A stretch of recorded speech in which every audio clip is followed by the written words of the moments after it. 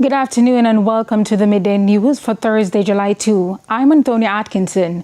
A special welcome to our viewers on TVJ International in the Cayman Islands and online at onespotmedia.com. Here's what we have in the bulletin. $45 billion SPARC program officially launched.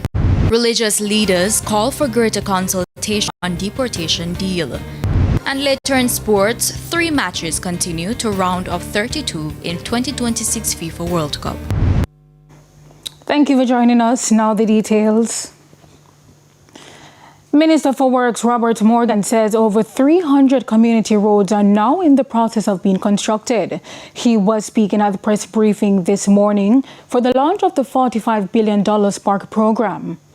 37 main roads have been identified and are going to be publicly presented today as the priority roads for our main road program. In addition, or including, are 2 major grade separated interventions that will address critical congestion points in the corporate area. Now, Minister Morgan also highlighted a key safety feature of the SPARC program, saying members of the differently abled community will receive specialized alerts. Tactile responsiveness, so the person who is visually impaired can get a response from the road when they reach at a pedestrian crossing, when they are reaching a challenging intersection. These things have not really been done in Jamaica before, and that is now a core part of the SPARC main road program. The St. James Ministers Fraternal is adding its voice to the recently signed Memorandum of Understanding MOU with the United States to accept deported foreign nationals under a third country nationals agreement. Chairman of the St. James Ministers Fraternal, Reverend Glendon Powell, is taking the government to task for leaving the church out of consultations prior to finalizing the deal. We have leaders in our nation who are not bringing the stakeholders to sit together to flesh things out properly before implementation. And that is a problem. You see, if we are always going to become reactive and not proactive, I believe that before any decision is made, the stakeholders, it is not just state that runs a country. It's church and state. And I believe that anything of that nature that is going to affect all our people, we need to sit down at the table and have this fulsome discussion before implementation. Powell argues that the lack of consultation shows a bigger problem with national leadership, where major decisions are often made without properly key sectors across the society.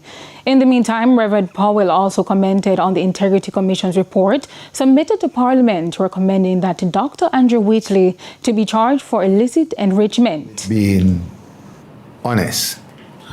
Now, if he is truly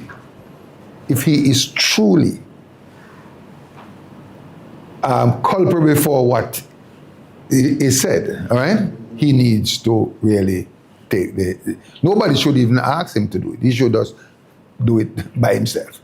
But the Prime Minister has a responsibility to take action. The Child Protection and Family Services Agency, CPFSA, is urging guardians to keep a close watch on their children during the summer break. The agency says while the holidays offer opportunities for fun and recreation, they also bring greater risk of accidents, abuse, exploitation, and unsafe online activity. CPFSA Chief Executive Officer Laureate Adam Thomas says parents must take a proactive approach to supervision whether their children are at home, online, or taking part in community activities. Summer should be a time for children to rest, explore, and to enjoy new experiences. But those experiences must happen in safe environments. Parents and caregivers should always know where their children are, who they are with, and ensure they are properly supervised. These simple actions can go a long way in preventing children from becoming victims of abuse, neglect, or exploitation. Mrs. Adam Thomas also stressed that paramount importance should be placed on water safety during the summer period. We recognize that this period sees a tragic number of preventable injuries and fatalities involving children near various aquatic environments, such as beaches and rivers, pools, and other bodies of water. It is imperative that parents maintain constant and direct supervision for young children and ensure that older children are under the guidance of responsible adults at all times. Jamaicans are being warned to brace for major shifts in the environment as climate change continues to reshape everyday life. Ali Bryant reports. The effects of climate change are becoming increasingly difficult to ignore. Speaking at a business conference recently, Environment Minister Matthew Samuda warned that the country is now experiencing the real impacts of a changing climate. You're living in an era where you can expect the cost of cooling your facilities to increase. You can expect that because of the warming environment, we will see deteriorating soil quality. We will see lower pollination rates, which means we have to monitor the very inputs to your business much closer. As a result, the sun, sand, and sea that tourists flock to Jamaica for are coming under increasing threat. In response, Mr. Samuda says efforts are already underway to protect these valuable natural assets. The government is finalizing the designs for the re-wetting of the Negril morass. It is why the government will indeed complete the restoration of the Royal Palm Reserves in Negril, which is a phenomenal location which was set up in the 1980s to ensure that, yes, the beach is indeed beautiful, but carry your children and go and see species of birds and palms that literally are endemic to Jamaica and are nowhere else. It is why the government is taking a very serious look at not just declaring protected areas, but creating access for those who wish to study, those who wish to tour, those who wish just to have light leisure.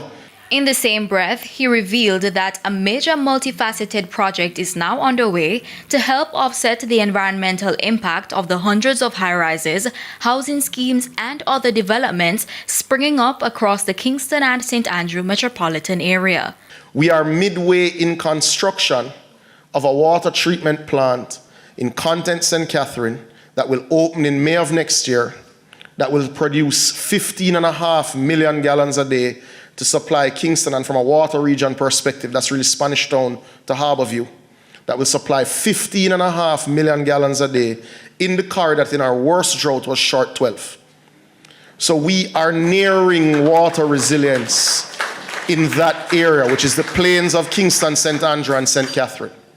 Aliyah Bryant, TVJ News.